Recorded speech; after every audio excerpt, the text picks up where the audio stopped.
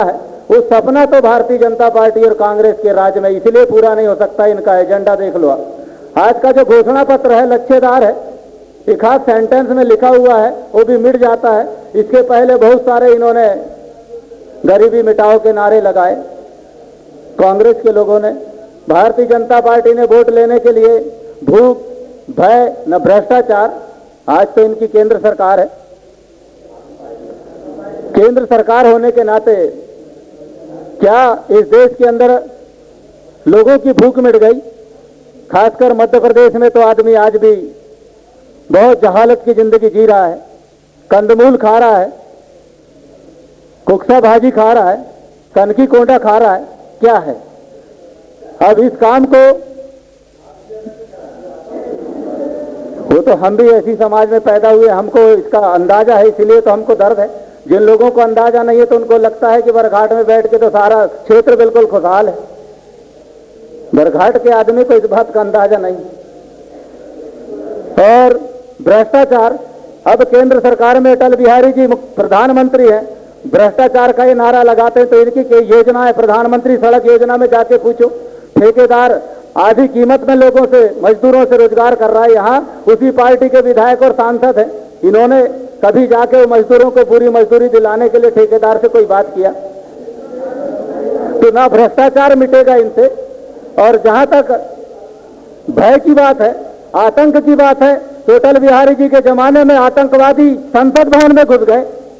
इनके जमाने में संसद भवन में घुस गए तो आतंकवाद तो जानबूझ के, ऐसा लगता है कि अटल बिहारी अपने आप की कुर्सी बचाए रखने के लिए ये आतंकवाद जानबूझ के फैलाए रखे हो देश के अंदर। इनको मजा आता है सांप्रदायिक दंगे कराने में, भ्रम फैला के लोगों में झगड़े कराने में।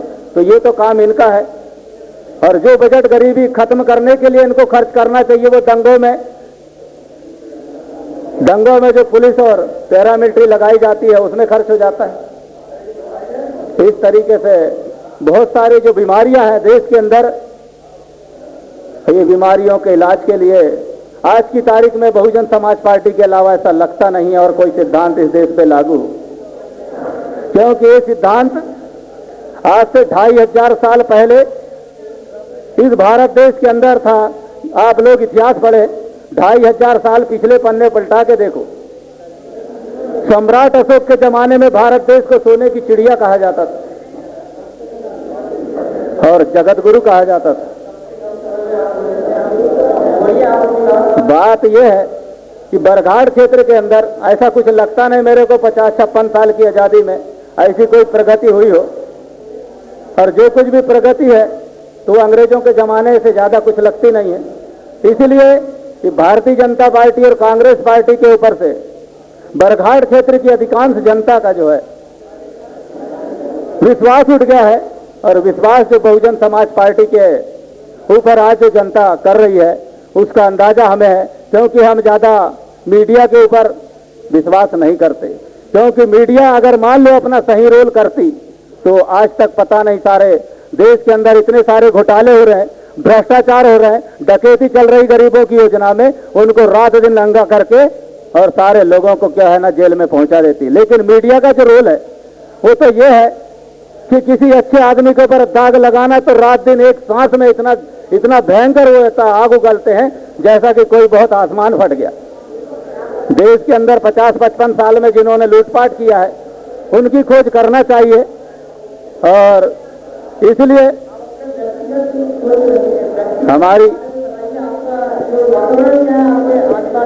हमारे आसपास का एटमॉस्फेयर ऐसा है कि आज बरघाट क्षेत्र में बहुजन समाज पार्टी और भारतीय जनता पार्टी आमने सामने है। कांग्रेस पार्टी तो तीसरे या चौथे नंबर पे जाएगी, ये बात सारे लोगों को अंदाज है। अब क्योंकि हमने जो लगातार कांग्रेस ने झूठ बोलकर, गलत बातें बताकर, गुमराह करके लोगों के, गरीब लोगों के वोट खरीदे और वोट खरीद के उनको लगातार उनका शोषण करवाया, उनकी योजनाओं में दलाली करवाया, उस बात का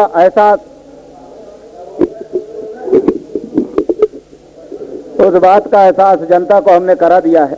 इस बार का जो फैसला है वो बहुत चौंकाने वाला होगा, बहुत और इसके बाद में जो भी होगा तो 4 दिसंबर को आप लोगों को दिख ही जाएगा। आपने अपने व्यक्तिगत विचार रखे और हम आपसे कुछ क्वेश्चन पूछे जाएंगे। जनता की अदालत में आप बैठे हैं, तो जनता से कितना रूबरू होना चाहेंगे आप? जनता से आप जनता के सवालों का जवाब जो देंगे तो सही मायने में अच्छे से देंगे कि बस टाले टाइप देंगे? अरे भाई, जैसे सवाल होंगे वैसे जवाब होंगे, टाले जैसे काहे को सही। अच्छा, आप ये बताइए कि हम तो मीडिया पे भरोसा करते हैं, हम छोटे क्षेत्र में हैं तो हमें बड़ी बातें आती हैं हमारे मन में, तो वो मीडिया के क्षेत्र से आती हैं। अब मायावती जी ये कहती हैं कि वो उनकी जो जितनी भी संपत्ति है वो पार्टी की है, तो पार्टी की तरफ से आपको कितना आ रहा है? पार्टी की तरफ से नहीं आ रहा है, हम लड़ाई लड़ रहे हैं जनता की, और जनता के लोगों ने 1 रुपए से लेके 1000 रुपए देके हमको चुनाव लड़ाया है। आज भी चुनाव लड़ा रहे हैं, रोजाना हमारे को पैसे दे रही है पब्लिक। जैसे जैसे उनको ये बात समझ में आ रही कि हम अगर हमारी सत्ता और स्वाभिमान की लड़ाई लड़ रही तो सिर्फ बहुजन समाज पार्टी लड़ रही है। जिस आदमी को मान सम्मान 56 साल में, आजादी के 56 साल बाद भी जो समाज आश्रित रहा और इनके राज में निराश्रित पेंशन ले रहा है, तो वो अपना आश्रितपन खत्म करने के लिए अपनी खून पसीने की गाड़ी कमाई का जो कुछ भी उनको दान देना है वो दे रहे हैं। हम अपनी तरफ से, मेरा एफिडेविट भी देख लेना, मैंने 1 रुपया भी अपने एफिडेविट में नहीं भरा है जो रिटर्निंग ऑफिसर को दिया। आप हमें ये बताइए कि आप नौजवानों के लिए क्या चाहते हैं? नौजवान, आज का युवक जो है वही देश की शक्ति बनेगा, ये सब जानते हैं, तो आप युवाओं के लिए क्या जानते हैं? युवा वर्ग का आदमी देश हित में जो भी सोच है उनकी, वो अपने सोच के हिसाब से, अगर अलग अलग सोच रहती है इनकी, युवा वर्ग ऐसा नहीं है कि एक ही सोच है, तो युवा वर्गों को मैं चाहता हूं कि वो इस क्षेत्र के विकास के लिए, खासकर इंडस्ट्री के लिए, वो अगर जिस दिन भी, अगर मान लो आज उनका आशीर्वाद मिल जाता और जिस दिन कहेंगे कि हमारे इधर कोई इंडस्ट्री के लिए, या फिर मान लो बीएसपी की गवर्नमेंट बन गई, कोशिश में हम लगे हैं, काफी सीटों में हमारा त्रिकोणीय संघर्ष है, अगर मान लो मेजॉरिटी गवर्नमेंट नहीं बनी, यकीन तो नहीं करेंगे लोग, मेजॉरिटी गवर्नमेंट नहीं बनी, लेकिन जो भी सरकार बनेगी उसकी नकेल जरूर हमारे बहुजन समाज के हाथ में आ जाएगी। और इतना भी काम अगर हमको हासिल हो गया तो ये समझ लीजिए युवा वर्ग का जो आदमी बेरोजगार घूम रहा है, या जिस भी तरीके से उसकी अपनी समस्या है, उनकी हर समस्या का हल बहुजन समाज पार्टी में है। युवा वर्ग इसीलिए समस्याग्रस्त है, उसका कारण कांग्रेस और भारतीय जनता पार्टी। अगर वो बहुजन समाज पार्टी को समर्थन करते हैं तो जो उनकी समस्या है उसके लिए हम हर तरीके से मदद करेंगे। हम ये इनसे पूछना चाह रहे हैं कि जो मीडिया के तरीके में, हम मीडिया से हमसे बात आई है हम तक कि कांग्रेस और बसपा में अंदरूनी गठबंधन है और कुछ ऐसी सीटें हैं जिसमें कांग्रेस अपना सशक्त उम्मीदवार नहीं लड़ाएंगी, जिसमें बसपा प्रत्याशी को चुनाव लड़ा। तो क्या आप ये बताएं कि आपके साथ भी ऐसा किया गया है जो आप इतनी बड़ी बड़ी बातें कर रहे हैं? नहीं, हमारे साथ ऐसा कुछ नहीं है। हम लोगों ने ऐसा कोई गठबंधन नहीं किया, ऐसा कोई समझौता नहीं है। ये हमारी अपनी रणनीति है और केंद्रीय रणनीति है, यहाँ की कोई रणनीति नहीं। आप पे आरोप लगते आए हैं, आप 3 साल से चुनाव लड़ रहे हैं, परंतु शहरी जनता से जो बरघाट प्रॉपर है उससे ज्यादा आप रूबरू नहीं हो पा रहे हैं। तो क्या आप ये बताइए कि रूबरू होने के लिए आप क्या करेंगे, या क्यों नहीं हो पा रहे आप रूबरू? ऐसी बात नहीं है, यहाँ का शहर का आदमी जागरूक रहता है, पढ़ा लिखा रहता है, उनको अपने तरीके से सोचने समझने की शक्ति है। लेकिन जो देहात का आदमी है, जिसको प्रभावित कर दिया जाता है, उसको समझाना जरूरी था। शहर के अंदर कितने मतदाता हैं, इन्हीं के वोट से तो कोई उम्मीदवार बनता नहीं, वो भी अपने अलग अलग पार्टी में बटे हैं। परंतु शहरी मतदाता भी वोटर हैं, उनकी समस्याएं भी कुछ हैं। तो आप ग्रामीण तो ठीक है, शहरी मतदाताओं से भी तो रूबरू होना चाहिए आपको। हम शहरी मतदाता से शनिवार के दिन संपर्क में कार्यक्रम बनाए हैं। शनिवार के दिन हम शहरी मतदाता से भी रूबरू होंगे, हम भी उनके कोशिश करेंगे घर घर जाएं। अब हम जनता की ओर जाते हैं और कुछ सवाल हम चाह रहे हैं कि एक व्यक्ति एक ही सवाल पूछे, ज्यादा अच्छा रहेगा। तो मैं आ रहा हूँ, आप बैठिए, मैं आ रहा हूँ ना आपके पास, आप बैठिए, मैं आ रहा हूँ।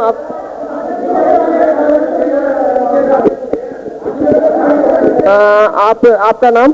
पिंटू अग्रवाल। अग्रवाल जी, आप ये बताइए, इनसे आप क्या सवाल है आपके? दुर्गा जी से मैं पूछना चाहता हूँ, आपकी पार्टी का एक बहुत फेमस नारा है, तिलक तराजू और तलवार। ऐसा आप अभी तो मेरे को ऐसा लगा नहीं कि किसी कार्यकर्ता ने ऐसा नारा लगाया हो बरघाट में, या तो फिर जिस दिन भी कोई कार्यकर्ता हमारा ऐसा नारा लगाता है तो राष्ट्रीय स्तर का नारा है, तो यहाँ की बात कर रहे हैं। तो क्या आप नकार रहे हैं कि ये राष्ट्रीय स्तर का नहीं है करके? राष्ट्रीय स्तर की आपको क्या जानकारी नहीं है? अपने राजनीतिक दल की आपको जानकारी नहीं है? नहीं, ये वाला नारा हमारा कोई राष्ट्रीय स्तर का है ना प्रांतीय स्तर का है। मायावती जी के मुंह से सुना गया, आप मायावती जी द्वारा बोला गया ये नारा है, मगर मैं आपसे ये पूछना चाहता हूँ, जब मायावती जी एक तरफ तो ये बोलती है तिलक तराजू और तलवार इनको मारो जूते चार, और फिर उनकी कैबिनेट में 80% सवर्ण कैसे वहां पे मंत्री बने हुए हैं? आप बताइए, इसका जवाब दीजिए। आप इसका जवाब दीजिए। अगर ऐसा नारा होता तो वो जो सवर्ण लोग हैं वहां मंत्री नहीं बनते और विधायक नहीं बनते। ये गलत फहमी है, मैं पहले ही बताया, ये गलत फहमी है लोगों की, या तो फिर उसका कोई प्रूफ होना चाहिए, हम लोगों ने कहीं से सुन लिया या किसी मीडिया से कहीं पर, वो तो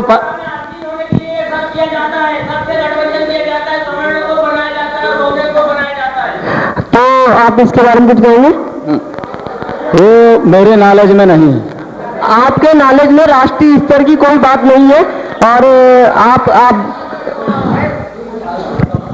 मैं पूछना चाहता हूं आदरणीय धुर्वे जी से कि अभी आपने जितनी भी पार्टियां थी, चाहे वो कांग्रेस हो बीजेपी हो, सबको भ्रष्टाचार बोला, भ्रष्टाचारी पार्टी बोला है, तो मैं आपसे निवेदन करना चाहता हूं कि जो मायावती जी के यहाँ से अथाह संपत्ति करोड़ों की जो मिली है, उस संपत्ति के बारे में कुछ बताएंगे? आपकी संपत्ति किसकी है? वो केंद्रीय कार्यालय में एक अटैची में 5 लाख रुपए मिले हैं और उसमें कांसीराम जी के इलाज के बिल मिले हैं। सीबीआई ने जो है वहां से जो रुपया उठाया है सिर्फ 5 लाख रुपए। अथाह संपत्ति वाली बात जो है वो बिल्कुल गलत छापा है। अगर मीडिया को प्रूफ करना चाहिए, आज क्यों नहीं छाप रहा है? वो तो तुरंत में जो है उसने छाप दिया, तो उसका प्रूफ होना चाहिए, कोर्ट में उसका जो है। अब हम जो पत्रकार हैं उनसे पूछना चाहेंगे, एक मिनट, आपको जब भी आते हैं। हेलो, श्याम दुर्वे जी। श्याम दुर्वे जी, बहुजन समाज पार्टी का कोई राष्ट्रीय बैंक है जिसपे आपके पार्टी का अकाउंट हो? प्रश्न पहला। दूसरा प्रश्न ये हो, मतदाताओं से जो चंदा लिया जा रहा है कि हमारी सरकार बनेगी तो हम आपको 1 लाख रुपए बच्चों की शादी विवाह के लिए दिया जाता, झूठा आश्वासन क्यों दिया जा रहा है? तो ये बोल रहे हैं कि झूठा आश्वासन है जो दिया जा रहा है। बाकी जो पार्टियां हैं क्या आश्वासन नहीं देती हैं? बाकी पार्टियां आश्वासन नहीं देती। वो हर पार्टी कुछ ना कुछ, आप लोग भी कुछ ना कुछ हर पार्टी से आशा रखते हैं, जनता भी हमारी पार्टी से कोई ना कोई आशा रखती है, तो उनकी आशा कब पूरी होगी? जनता का भी जागरूक है बरघाट की, और अनेक सवाल लेके अपने साथ आई है, और आप पूछिए। आदरणीय श्याम दुर्वे जी, जैसा कि एक मतदाता बंधु ने आपसे पूछा कि आपकी पार्टी के लोग आम जनता से चंदा लेकर लाखों का प्रलोभन दे रहे हैं, तो आपने ये कहा कि क्या दूसरी पार्टियां आश्वासन देती है तो क्या हम नहीं दे सकते? यदि दूसरी पार्टियां गटर में जाके गिरती है तो क्या आप लोग भी जाके गटर में गिरेंगे? मेरा आपसे प्रश्न।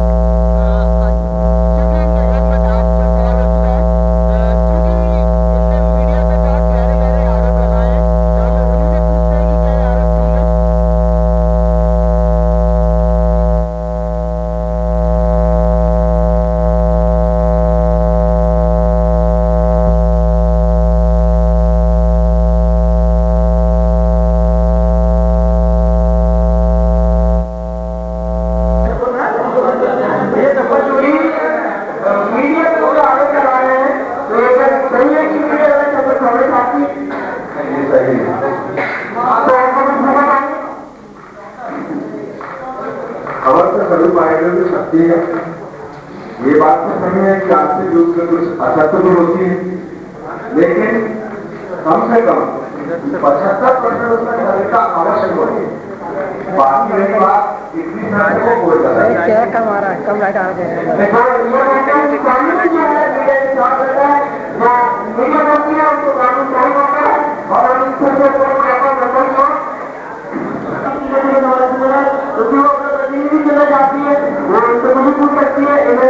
हल्की हुई गवाह को राष्ट्रीय लेवल की जो खबरें हैं नहीं मालूम है, इस तरह का जनतावादी करा रही है।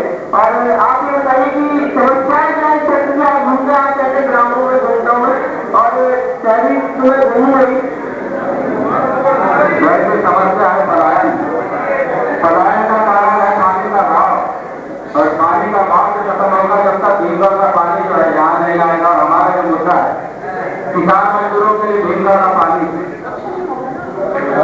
उसी के लिए हम लोग जो है इसको लेकर मुझसे मुद्दा है इसलिए पता भीमगढ़ का पानी क्यों, क्योंकि भीमगढ़ से हमारी जानकारी रही कि राजमहल ने बताया कि भीमगढ़ से हम थोड़ी उपाय है मुक्त कराने पानी आने पड़ेगा, बिजली की समस्या बढ़ जाता है। और एक पेज का जो हमारे पास नाम आया था, पेज जो आया उनसे थोड़ी उपाय है, तो आप पेज की बात नहीं करते भीमगढ़ की बात कर रहे हैं, कहीं कहीं हमारे चाहिए। और किसान की तरफ से निकाली वो कहते या तो पेज का होगा या तो भीमगढ़ का होता है। अच्छा ये बताइए कि आप यदि रात बन जाते हैं तो क्षेत्र में आप किसको मारेंगे, आप क्षेत्र के अंदर किसको बनाएंगे? मैं तो लगातार 18 साल जनता को करता हूँ, आने जाने की तो बात है कि मैं कोई विदेश में तो रहता नहीं, मैं तो यही एक गाँव में पैदा हुआ बचपन से रहा हूँ।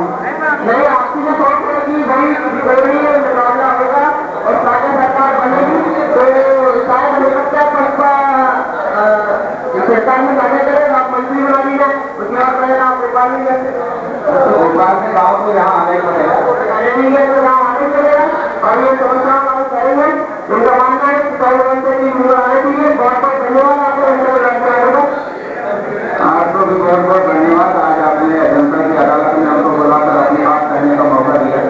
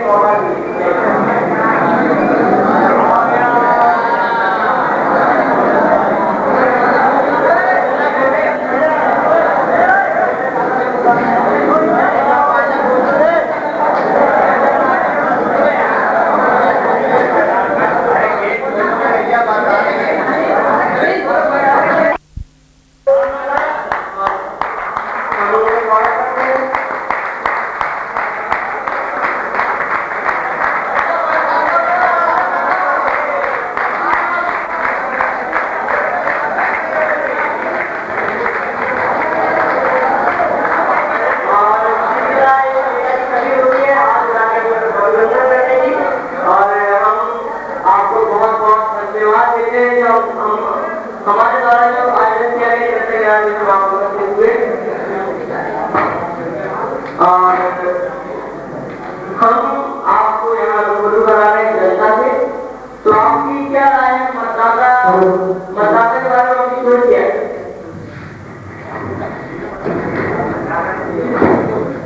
मैं आज जनता की अदालत में रूबरू हुआ हूँ। आप लोगों ने मुझे बुला करके लाया है, इसलिए मैं आपको बहुत धन्यवाद देता हूँ। अच्छा, आप अपनी बात अपने आप को जनता के सामने रखें। आप कितने सशक्त उम्मीदवार हैं, आप अपने क्षेत्र का दांत उगाड़ कर सकते हैं। आपका जो आप बचपन से लेकर बड़े होने तक कहाँ कैसे क्या आपका हुआ, आप उसको क्या गाने का राजनीति में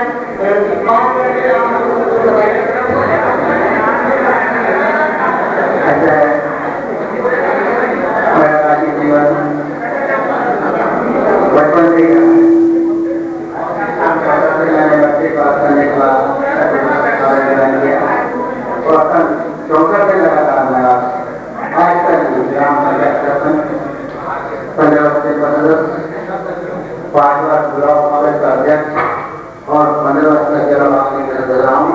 प्रशासन के समय समय नीचे झाड़ के हिसाब से और अनेक पदों पर पदासीन रहा।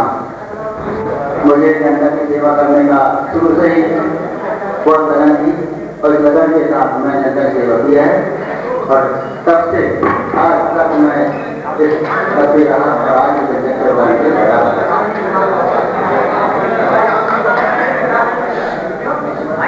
अपने बारे में मैं क्या बताता हूँ। आज मुझे पार्टी की ओर से विधानसभा में चुनाव में आदेश दिया गया है। आप लोग मुझे आदेश देंगे, आशीर्वाद देंगे तो विधानसभा क्षेत्र के लिए मैं आपकी सेवा करने को तैयार हूँ। आप जो है केवाड़ी तरीका से है और बर्खास्त से लड़ने का आपको क्या विचार बना? देखिए प्रजातंत्र में हर व्यक्ति को हर काम करने का अधिकार मिला है, चाहे शिक्षा के लिए हो, व्यवसाय के लिए हो, व्यापार के लिए हो या चुनाव के राजनीति के लिए। हर आदमी को अधिकार है अपना चुनाव कर सकता है, इसमें कोई प्रतिबंध नहीं है। आप ये बताइए कि आपकी कांग्रेस के लिए बहुत भारी बड़ी 15,000 वोट जो है आपने कांग्रेस के लिए महाराजा जी आपके 15,000 मतलब आप कारण बने, तो इस आपको टिकट कैसे मिली इसके बावजूद भी? देखिए मुझे कैसे टिकट मिली ये मुझे नहीं मालूम। हम लोग राज्यसभा प्रकार से सभी प्रत्याशियों ने अपना आवेदन दे दिया था। सबसे पहले तो ब्लॉक कांग्रेस कमेटी के द्वारा ये अपना करी गई मेरी मालूम की कि विकासखंड स्तर पर 3 आवेदन स्वीकृत किए जाए। वही आवेदन जिला पंचायत जाती है, जिला पंचायत में 3 आवेदन का प्रस्ताव किया गया और 3 आवेदन ही प्रदेश कांग्रेस कमेटी को पहुंचाई गई। उसके बाद ये भी मालूम कि प्रदेश कमेटी में हाईकमान सेंटर को कितना आवेदन प्रस्तुत किया गया। 3 नाम भेजे गए, 2 नाम भेजे गए, यही जानकारी नहीं है। ना ही मैंने इसके लिए बहुत गौरव की, क्योंकि मेरे पास उसका घंटे का जाता है और हाईकमान से वजह से मुझे ये बैंक। अच्छा आप ये बताइए कि जैसे आप कांग्रेस का हाथ कान बदल आपको टिकट मिली, वैसे ही अरुण आपके हाथ कान बनते तो क्या उनको और टिकट मिलती है, तब आपकी क्या राय है? देखिए जनता को ऊपर है, जनता इस बात को देगी। जनता आज हिंदुस्तान में जनता के द्वारा चुनाव प्रतिनिधि जनता का सेवा करता है और आशीर्वाद को आदमी भगवान की हो या जनता की सूझबूझ है, जनता का विश्वास है कौन हमारा काम कर सकता है, कौन हमारा विकास कर सकता है, कौन हमारे साथ रह सकता है, हमारे तरह कौन कर सकता है। इसके सब जनता को करने वाला है। जनता चाहे नहीं जनता के ऊपर निर्भर करता है।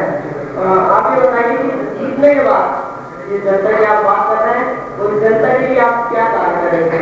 देखिए जनता जब उसको आशीर्वाद देती है, आशीर्वाद देने के बाद जनता की मांग को पूरा करना उसको तैयार करता है।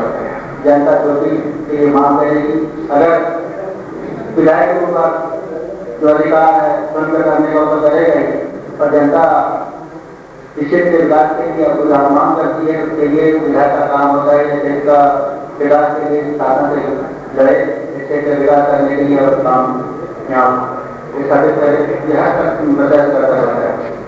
अच्छा ये बताइए कोई बड़ा काम ऐसा जो आप करवाएंगे बरगा क्षेत्र के लिए और बरगा क्षेत्र को विकास के आप ले जाएंगे, कोई बड़ा काम ऐसा? ऐसा बड़ा काम तो बहुत कुछ होता है। जनता की डिमांड को पर जनता जो डिमांड करेगी उसके लिए मैं सतत प्रयत्न करूँगा, मिल है तो और काम को पूरा करने का उसमें प्रयास करूँगा अगर मुझे जनता देगी। अब हम जनता की ओर बढ़ते हैं और हमारे साथी जनता की ओर बढ़ेंगे। आप और जनता के बीच में बैठे आपको मिश्रा जी जो सवाल पूछना चाह रहे हैं? आपसे प्रश्न है, पिछली बार खड़े हुए थे बस के माध्यम से, तो आपने 15,000 मत दिए, महानंद जी रामदारे उन्हीं मतों से पराजित हुए थे। अभी भी वो कांग्रेस में उनके बहुत से समर्थक हैं, पवार समाज का बड़ा उनको इसलिए मिला था, काफी मत उन्होंने दिए थे। तो अब आप उनसे क्या अपेक्षा रखते हैं कि वो आपसे भी कैसा काम करे, क्योंकि उनका भी बहुत अधिकार है इस क्षेत्र में, निश्चित तौर पे आएंगे तो कैसे लाभ देंगे वो आपको, कैसे काम करेंगे और कैसे काम की अपेक्षा रखते हैं आप? अगर आप नहीं होते तो वो बिजी हो जाते, अगर अब आपके विजय के लिए वो किस मन से काम करे, और अगर दुर्भाग्यवश आप पराजित हो जाते हैं, अर्जुन भैया अच्छे भारी मत दे देते हैं और अगली बार वो टिकट का दावा करके कांग्रेस से आपसे जैसे टिकट ला देते हैं, तो फिर आप अर्जुन भैया के लिए कैसा काम करेंगे? आपके समर्थक उनके चुनाव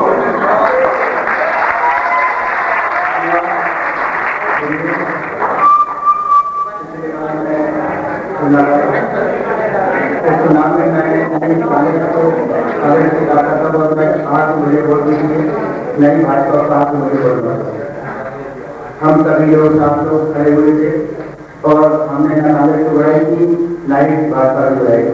हमने ये कहा था जब भाई खड़े हुए हैं, जिसको आप पसंद करते हैं उसे वोट दीजिए, चुनाव जीतने के बाद फिर मैं कांग्रेस करूँगा, आने बाद में काम करूँगा। जहाँ तक रहा सवाल मान भाई का, मैंने कांग्रेस की वोट नहीं डाली, न भाजपा की वोट डाली। जितने खेल के पढ़े थे और हमारे बच्ची थे मुझे वोट दी, जितना कांग्रेस को वोट मिलता है कांग्रेस वोट मिली है, भाजपा को मिला इतना वोट है। और सवाल है और इधर पप्पू भैया भी है, इधर राम भाई भी है और ये सब कुछ ठीक है।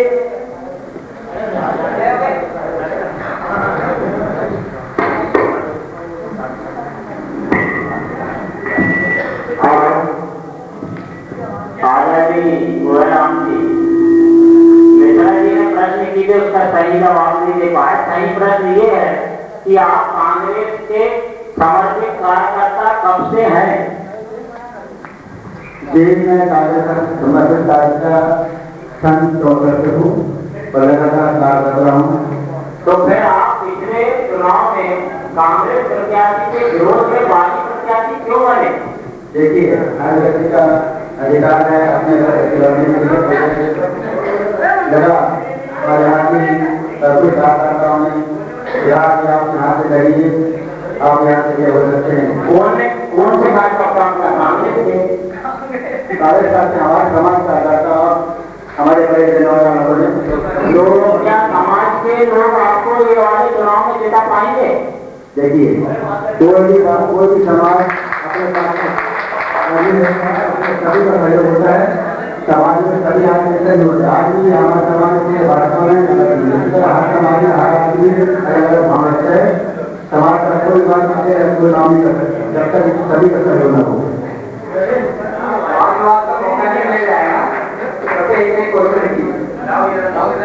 मैं आपसे सबसे पहले पूछना चाहूंगा, क्योंकि आप हमें विधायक कहे जा सकते हैं अभी, अगर आपने जो बगावत की थी, क्या पार्टी ने उसके बदले में आपको पार्टी से बाहर नहीं किया, जैसे ही रख दिया? और बहुत इजी टिकट दे दी। हाँ, तो मेरा सवाल ये था, छोटे छोटे हाँ नहीं करने के कि सबसे पहला अगर कोई किसी के साथ अन्याय करता, मान लीजिए मेरे साथ कोई अन्याय करता, तो आप उसके खिलाफ आवाज उठाने आएंगे? अगर कोई किसी के साथ किसी के भी साथ किसी भी प्रकार का अन्याय करता है तो आप उसके खिलाफ आवाज उठाने आएंगे? क्यों नहीं आएंगे? अच्छा, हाँ, दूसरा मैं ये पूछना चाहूंगा, अब भाई साहब आपका टिकट नहीं मिलती, अशोक प्रेसिडेंट जी को मिलती, आदराव जी को मिलती, अनिल चाचा को मिलती, तो उनकी स्थिति क्या रहती? कांग्रेस पार्टी